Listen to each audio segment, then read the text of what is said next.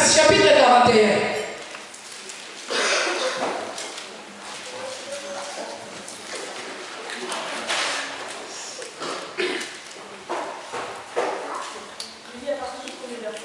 Non, ça sera trop long. Puisque nous avons déjà parlé du songe, nous avons déjà parlé de comment Joseph s'est retrouvé. Je veux seulement qu'on lise ce que Joseph avait dit au pharaon. À partir du verset 27.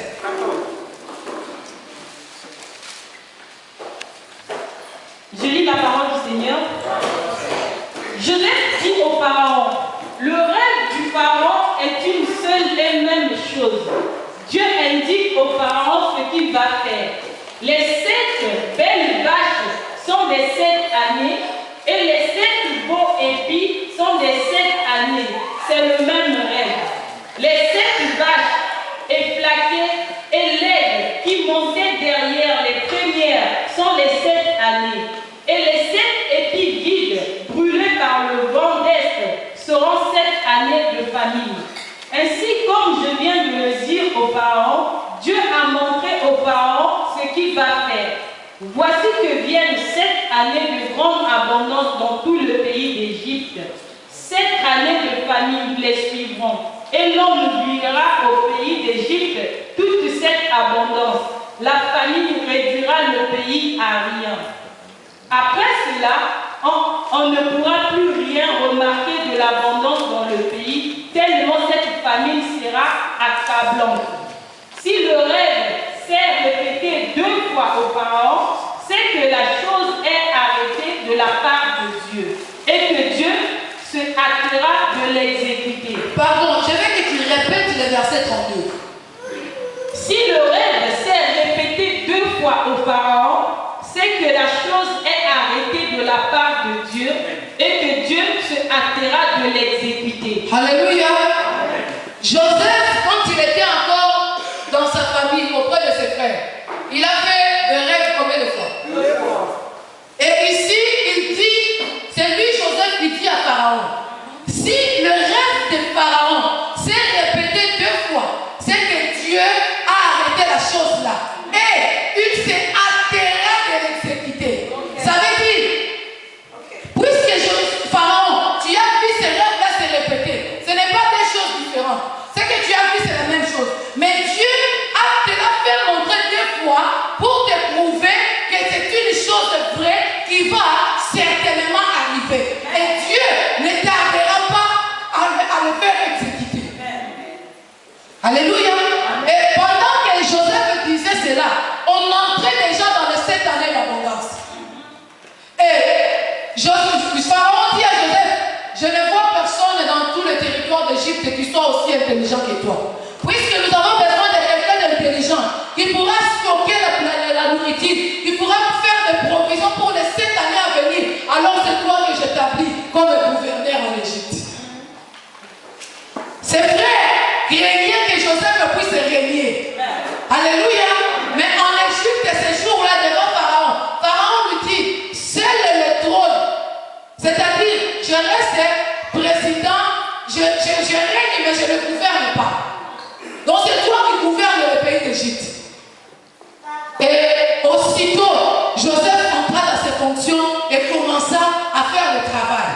Pendant les 7 années de l'abondance, ils ont construit des bâtiments, ils ont construit des pyramides où ils ne faisaient que stocker de la nourriture. Ils ne faisaient que stocker le fruit des champs. Pendant toutes ces 7 années d'abondance, oui, le peuple vivait dans l'abondance sans savoir ce qui allait arriver après demain.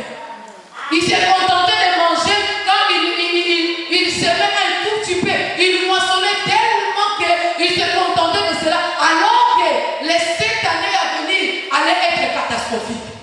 Mais parce que Dieu a prévenu son serviteur, ils ont eu la sagesse de faire des provisions. Et 7 ans plus tard, les années d'abondance prennent fin.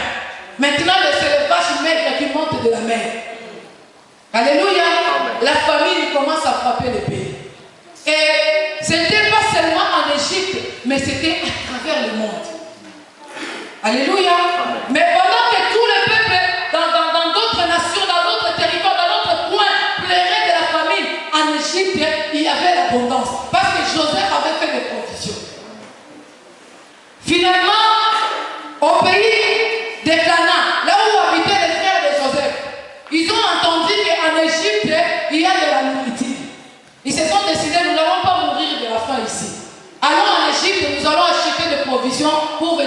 poursuivre à nos besoins.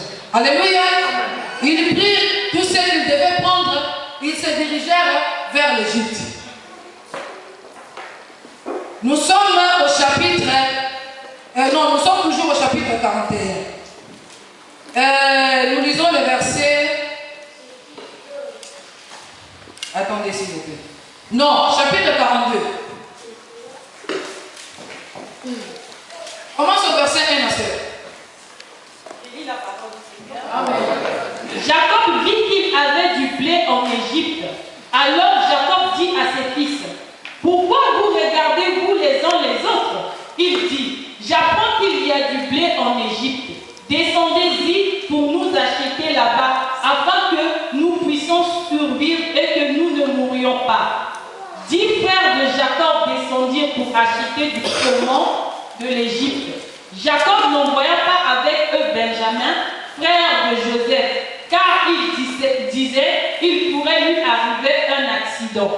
Les fils d'Israël vinrent pour acheter du bleu, au milieu de ceux qui venaient dans cette intention, car c'était la famine dans le pays de Canaan.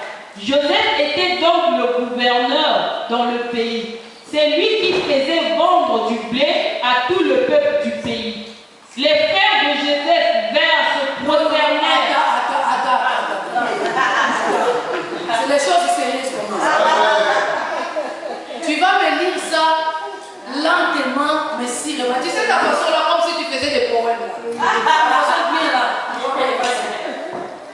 Les frères de Joseph vinrent et se prosternèrent devant lui.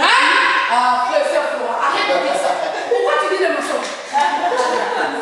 Lis ce qui est écrit dans la Bible.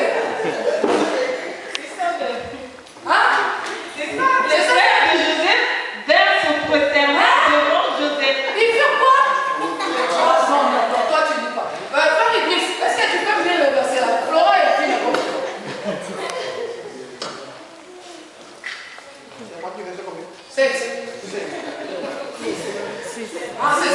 C'est dans notre version, dans ma version. Joseph commandait dans le pays d'Égypte. Voilà. C'est lui qui vendait du blé à tout le peuple du pays. Les frères de Joseph vinrent et se prosternèrent devant lui. La façon de Elle gagne ça de votre les frères de Joseph, ils firent quoi? Mais pourquoi tu n'as pas acclamé les dieux des filles?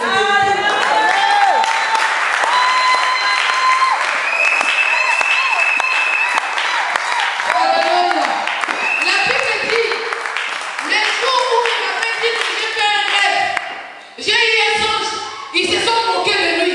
Ils dirent de la haine pour lui. Même leur père les réprimanda. Mais ce jour-là, la Bible dit, les frères de Joseph, ils vinrent et ils se prosternèrent devant Joseph. N'est-ce pas qu'il est merveilleux ce Dieu-là? Les dieux qui promet, il est celui qui a accompli la promesse. Et ce n'est pas tout. Parce que là, ils ne étaient que fils. Mais dans sa vision, Joseph a vu 11 étoiles se prosterner devant lui. Allons-y dans le chapitre 43.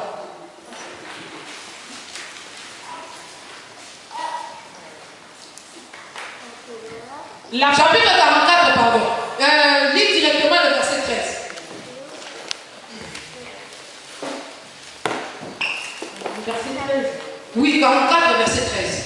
Ils déchirèrent leurs vêtements, chacun rechargea son âne, et ils retournèrent à la ville. Judas et ses frères arrivèrent à la maison de Joseph, où ils étaient encore, et ils tombèrent à terre devant lui. Oui, cette version-là tombait à terre. Est-ce qu'il y a une autre version dans la salle? Ils étaient combien? Attends, je vais expliquer.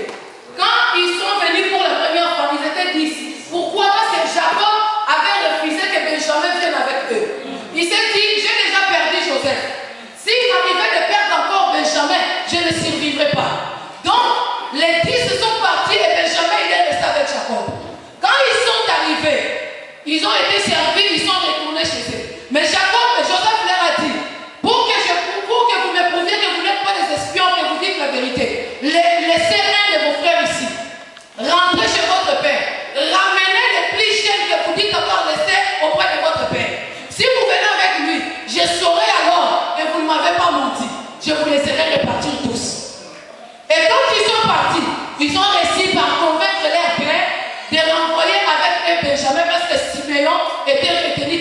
en Égypte. Ils sont finalement venus avec les Benjamin. Et ils se sont retrouvés tous les 11. Mais avant de partir, Joseph a dit à ses serviteurs, quand vous allez leur servir du blé, prenez ma coupe, mettez ça dans le sac du plus cher. Je sais ce que je fais, ne me posez pas de questions, vous faites seulement ce que je vous dis. Et quand ils ont fait ce que Joseph a dit, alors qu'ils partaient, Joseph a envoyé l'un de ses gardes. Ces gens-là m'ont volé ma coupe. Et vous savez, les gardes de Pharaon, les gardes du gouverneur, attendre que les gens ont volé, pas n'importe quoi, la coupe. Ils se sont dit non, ces gens-là ne vont pas loin. Ils les ont rattrapés. Et vous la volez, vous avez volé la coupe. Ils se sont dit non, on ne peut pas faire une telle chose. Nous sommes des gens honnêtes. Demandez à Joseph, nous lui avons dit que notre frère Cadet était resté au pays. N'est-ce pas que nous lui avons ramené? Et même quand on partait avant, nous avons retrouvé notre argent dans nos sacs. Nous avons même ramené cet argent-là pour vous prouver que nous sommes honnêtes. Nous ne pouvons pas voler la coupe. Bon, d'accord? Nous allons nous fouiller. Sûreté. Ils se sont dit, écoutez, d'accord, regardez nos bagages, on a commencé à fouiller. Ils ont commencé à fouiller. Celui des Rivains, celui de Nephtali, le malade, de tous ces enfants-là, tous les 10, il n'y en avait pas. Arrivé au 11e bagage, les bagages de Benjamin, ils trouvèrent la coupe dedans. Or, Joseph avait dit, puisque vous niez que vous n'avez pas pris la coupe, si jamais j'ai retrouvé la coupe dans l'un de vos bagages, la personne chez qui je vais retrouver cette coupe-là deviendra mon esclave. Et quand ils ont retrouvé la coupe dans les sacs de Benjamin, la Bible dit, Judas a déchiré ses vêtements. Il a dit, à cette fois-là, notre père, il va réellement mourir. Que Benjamin reste esclave en Égypte. Non, non, non, mon papa ne survivra pas. Mes frères, allons-y voir le gouverneur.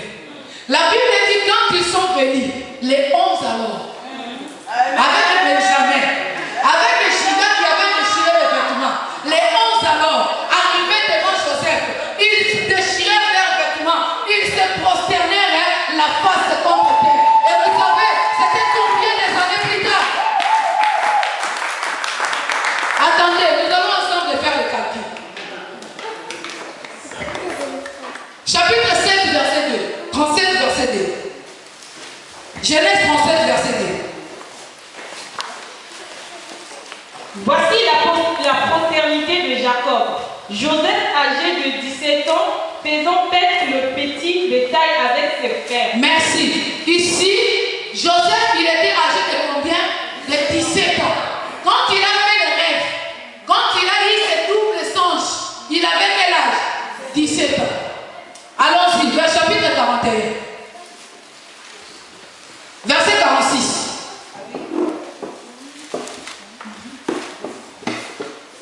Joseph était âgé de 30 ans lorsqu'il se présenta devant le pharaon. Les jours où on est sorti de la prison pour aller interpréter les songes de Pharaon, il avait quel âge? 30 ans. Donc, à 17 ans, il fait le rêve. À 30 ans, il se retrouve devant le Pharaon. Combien d'années? 13 ans. Maintenant, à partir du jour où il a interprété les songes du Pharaon, il s'est passé 7 ans d'abondance avant que la famine ne frappe le pays. Donc, il avait 13 ans. À 30 ans, il se présente devant le roi. Et ça fait combien? 13 ans. Plus 7 ans d'abondance dans le pays, ça fait combien? Donc, la prophétie, la promesse dans la vie de Joseph s'est réalisée 20 ans. Amen. Tu n'es chrétien que depuis 7 ans. Tu n'es chrétien que depuis 10 ans. Tu commences à te lasser de la chrétienté. Tu commences à te dire, oh non, les choses égarent. Tu commences à te dire, oh non, depuis que j'ai commencé à prier, tu as prié pendant combien de temps? Parce que dans la vie de Joseph, la Bible nous stipule 20 ans après ce qu'il avait vu dans son rêve, ce qu'il avait comme objectif de sa vie, de régner et de dominer sur ses frères. La Bible dit, 20 ans après, ses frères vinrent et ils se prosternèrent la face contre terre. Il est le Dieu qui accomplit la promesse. Qu'est-ce que Dieu a dit dans ta vie? Quelle est la prophétie de ta vie? Quelle est la promesse de ta vie qui tarde à venir? Je vais te rassurer ce matin. C'est lui qui fait la promesse. Il est celui qui l'accomplit. Quel que soit le temps que cela prendra,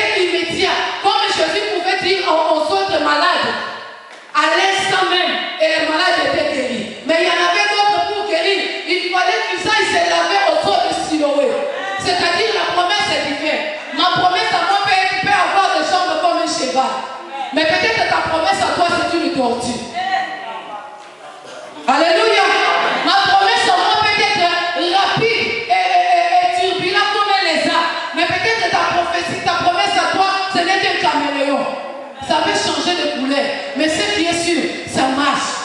Ce qui me racine, ta promesse n'est pas handicapée.